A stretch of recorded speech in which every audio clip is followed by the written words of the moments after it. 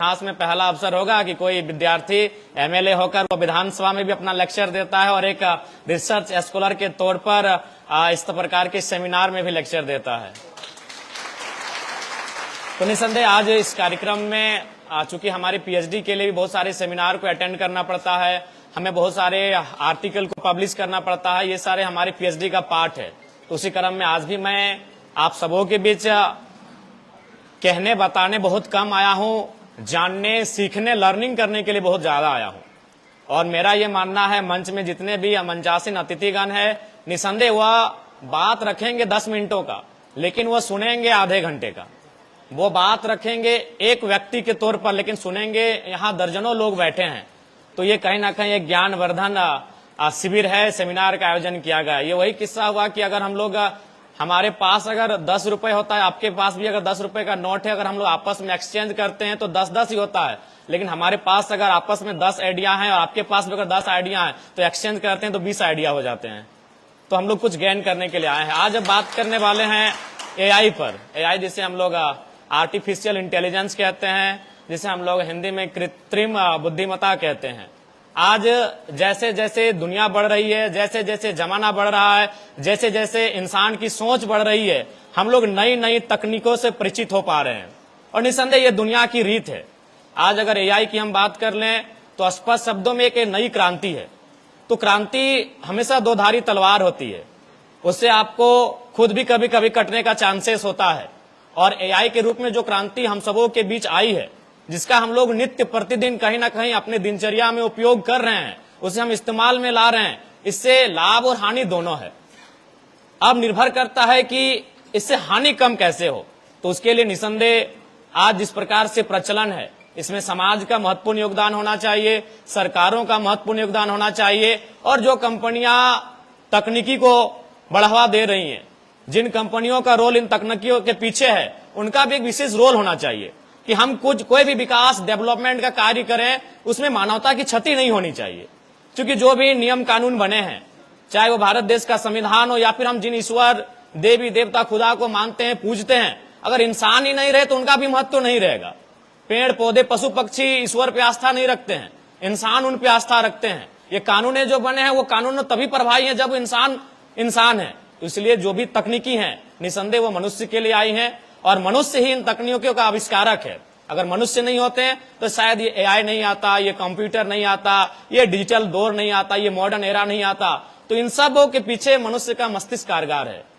AI जो एक ऐसा सिस्टम बन चुका है, एक ऐसा तकनीक बन चुका है जो आज के दौर में इंसान की तरह सोचता है, इंसान की तरह समझता है और इंसान की तरह कार्य करता है। आज बहुत कम समयों में, सेकंडों में आपको पूरी दुनिया की जानकारी एकत्रित कर सकता है। तो इसके लाभ भी हैं, इसके हानि भी हैं। अगर आप हानि की बात करें तो हम लोग राजनीति जगत से आते हैं, और इससे अगर सबसे ज्यादा किसी को हानि हो सकती है तो जो लोग राजनीति के क्षेत्र में हैं। आप डीप फैक्ट की बात करें, डीप फैक्ट से जो वीडियो क्रिएट हो रहे हैं, जो ऑडियो क्रिएट हो रहे हैं, जो इमेजेस बन रहे हैं, उनसे सबसे ज्यादा हानि अगर किसी को मुझे समझ में आती है तो राजनेताओं को, राजनेत्रियों को हो रही है। विधानसभा के चुनाव में ही बहुत सारे हमारे फोटोज वीडियो जिनका सच्चाई से कोई वास्ता नहीं था, तो अपोनेंट पार्टियां, उनके जो राजनेता हैं, उन्होंने खूब इसका इस्तेमाल किया। तो निसंदेह एआई से फायदे तो बहुत सारे हैं। आज उन फायदों को हम लोग ग्रहण कर रहे हैं, चाहे वो एलेक्सा के रूप में हो, श्री के रूप में हो, गूगल के रूप में हो। इन फायदों को हम लोग प्रतिदिन अपने दिनचर्या में शामिल कर रहे हैं, लेकिन इससे नुकसान भी हैं, और उन नुकसानों से बचना हम सबों का कर्तव्य है। उसके लिए सरकार को चाहिए इस पर एक नीति नियम बने। एआई को चलाना कैसे है, संचालन कैसे करना है, इस पर कानूनों का बनना अति आवश्यक है। अगर कानूनें नहीं होंगी तो ये एआई भी टीन एज के उस दौर की तरह हो जाएगा जिसमें अनुशासन ना हो। जब हम युवावस्था, किशोरावस्था की बात करते हैं, हम लोग टीन एज को याद करते हैं, 13 to 19। ये एक ऐसा उम्र का पड़ाव है जिसमें हम लोग गुजरते हैं, एक लंबा समय देते हैं। वह वही समय होता है जब हम अपने आप को बना सकते हैं और हम अपने आप को बिगाड़ सकते हैं। लेकिन वहां एक अनुशासन काम आता है, चाहे आपके माता पिता का अनुशासन, आपके गुरुजनों का अनुशासन, आपको जो विद्यालय में, महाविद्यालय में, विश्वविद्यालय में जो चीजें सिखाई देती हैं वो काम आती हैं। तो ठीक उसी प्रकार आज एआई जिस प्रकार से इसके कदम बढ़ रहे हैं, जिस प्रकार से एआई का क्षेत्र बढ़ रहा है, जिस प्रकार से लोगों के प्रति एआई का अवेयरनेस बढ़ रहा है, इसमें सरकार को नियंत्रण में लाने के लिए नियमों को बनाने की आवश्यकता है। बहुत सारे ऐसे ऐप्स रहे, बहुत सारे ऐसे सिस्टम रहे जिन पर प्रधानमंत्री नरेंद्र मोदी जी के नेतृत्व में उन पर कानूनी कार्रवाई भी हुई, उन पर रोकथाम प्रतिबंध भी लगा। तो मेरे हिसाब से एआई कहीं ना कहीं इंसान के नियंत्रण में होना चाहिए, इंसान के लिए सुविधा हो, इंसान का स्वामी ना बने, इस बात का ध्यान रखना चाहिए। और ऐसे भी इसके जनक जब इंसान है, इसके जनक जब मनुष्य हैं, तो निसंदेह इंसान को एआई को अपने स्वामी नहीं अपने सेवक के रूप में ही रखना चाहिए। नहीं तो फिर हमें शिव जी और भस्मासुर की कहानी याद आएगी कि शिव जी ने भस्मासुर का मैंने उनको बनाया और पता चला कि वो शिव जी को ही नष्ट करने पे तुले थे। तो ठीक उसी प्रकार एआई निसंदेह आज के दौर में कोई ऐसा घर नहीं है, कोई ऐसा व्यक्ति नहीं है, चाहे आप किसी भी क्षेत्र में चले जाएं, चाहे वो शिक्षा की बात करें, तमाम जो एप्स आज हमारे बीच उपलब्ध हैं, चाहे वो आप मेडिकल के क्षेत्र में चले जाएं, आज जिस प्रकार से एआई के माध्यम से आपको चिकित्सा सलाह दी जाती है, जिस प्रकार से आपकी बीमारियों को जांच पड़ताल कर लिया जाता है, समय से पूर्व आप चीजों को जान जाते हैं।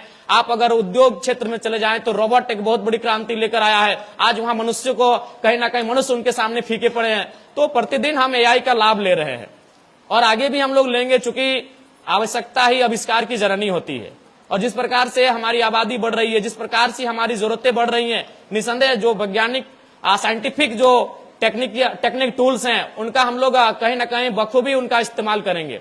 तो इसलिए आज आप सबों का, चूंकि आप जो इस 2 दिवसीय संगोष्ठी में आए हैं, तो हम जिस विषय पे चर्चा कर रहे हैं, जिन विषय पे हम लोग वाद विवाद कर रहे हैं, जिन विषयों पे हम लोग अपना पक्ष प्रस्तुत कर रहे हैं, तो उन विषयों पर हमारा एक अहम योगदान होना चाहिए सोसाइटी में। जब आप यहां से जाएंगे तो इन चीजों को सीख कर आपको जाना होगा। आप केवल ये नहीं कि जब अगले सेमिनार में जाएंगे तब आप जाकर एआई पे चर्चा करेंगे, उनके लाभ हानि पे चर्चा करेंगे। जब आप यहां से जाएंगे तो समाज में आपको चर्चा करना होगा कि एआई को किस प्रकार से हम उसका इस्तेमाल कर सकते हैं और किस प्रकार को उसको नियंत्रण में रख सकते हैं। आज के दौर में सबसे महत्वपूर्ण चीज क्या हुआ है कि जो चीजें हम लोग सीखते हैं उनको केवल अपनी किताबों तक या तो फिर अपनी परीक्षाओं तक सीमित रखते हैं। उन्हें हम लोग को समाज के बीच लेकर जाना होगा, उन्हें हमें अपने समाज के बीच जाकर रखना होगा, तभी जाकर इन चीजों का सार्थकता हो सकती है। जैसे मैं अपने एक 10वीं क्लास में हम पढ़ा करते थे और एक क्रिकेट का मैच था, खेलने के क्रम में एक चापाकल के सामने हम गए तो वहां पानी पी रहे थे, तो देखे कि एक महिला को उसके सासू और उसके पति बहुत प्रताड़ित कर रहे थे। तो चूंकि हमने पूछा कि भाई कारण क्या है, तो उन्होंने बताया कि इसका शायद 3 बेटी हो गया है। तो हमने तुरंत उनको टोका। हम 10वीं कक्षा में थे, लेकिन पूरे समाज के बीच हमने उनको टोका कि आपने लिंग निर्धारण गुणसूत्र के बारे में नहीं पढ़ा है क्या? वो स्पष्ट कहता है कि वह लड़की होगी या लड़का होगा, वो पुरुष के गुणसूत्र पर निर्भर करता है, फिर आप इसको क्यों प्रताड़ित कर रहे हैं? तो चूंकि मैंने उन चीजों को 8वीं क्लास में सीखा था, समाज में मैं अकेला खड़ा होकर उनको समझाया। तो जो चीजें आप यहाँ सीखते हैं, जिन चीजों का आप अध्ययन करते हैं, जिन चीजों का आप जानते हैं, उनको समाज तक ले जाना बहुत जरूरी है। इनको आप अपने कॉपी में, आप नो डाउट आप मोबाइल में रिकॉर्ड कर रहे हैं, नो डाउट अभी मोबाइल है, आप मोबाइल में रिकॉर्ड कर रहे हैं। जब मोबाइल नहीं था हम उन चीजों को नोट डाउन करते थे अपने पेन पेपर के माध्यम से, और उन चीजों को हम लोग अपने बस्ते तक सीमित रखते थे। फिर जब हमारा इम्तिहान होता था, हमारी परीक्षाएं होती थी, उन परीक्षाओं में उनको लिखा करते थे और परीक्षाओं को पास करते थे। लेकिन आप तमाम शोधार्थियों से, तमाम विद्यार्थियों से मेरा अनुरोध होगा कि जो चीजें, जिन चीजों पर हम लोग बात कर रहे हैं, उनको आप समाज तक लेकर जाएं। आपकी जवाबदेही है, आपकी जिम्मेदारी है। इसलिए आज इस सेमिनार के माध्यम से मेरा यही आपको संदेश होगा। आज चूंकि समय की पाबंदी है, बहुत सारे प्रखर ज्ञानी गुणी प्रवक्ता जो हमारे प्रोफेसर के रूप में उपस्थित हैं, वो आप सबों के बीच इस विषय पर काफी बेहतर चिंतन करेंगे और निसंदेह जो चीजें आप सीखेंगे उनको अपने गांव में, अपने सोसाइटी में निसंदेह उसका अनुपालन करेंगे और एक दूसरे के काम आएंगे। मैं आपको इस विषय पर शुभकामनाएं देना चाहूंगा और एक पंक्ति के साथ अपनी वाणी को विराम दूंगा कि जीत पक्की है, कुछ करना है तो डटकर चल, जमाने से जरा हटकर चल, अरे लीक पर तो सभी चलते हैं, कभी इतिहास बदल कर चल। बिना काम के मुकाम कैसा, बिना मेहनत के दाम कैसा, बिना काम के मुकाम कैसा, बिना मेहनत के दाम कैसा, और जब तक ना मिले मंजिल राहों में राही आराम कैसा। तो मैं आपको यही शुभकामनाएं दूंगा।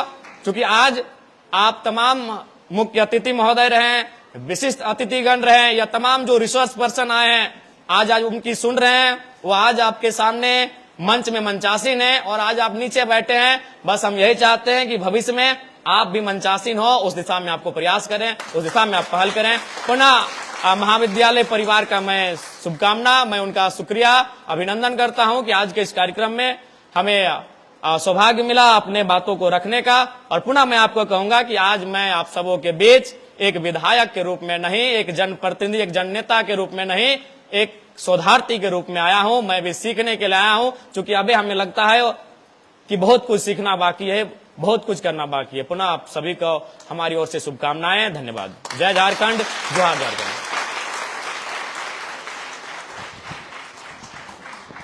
बहुत बहुत धन्यवाद सर, आपने अपने विचार को हम सभी के साथ साझा करने के लिए बहुत बहुत धन्यवाद।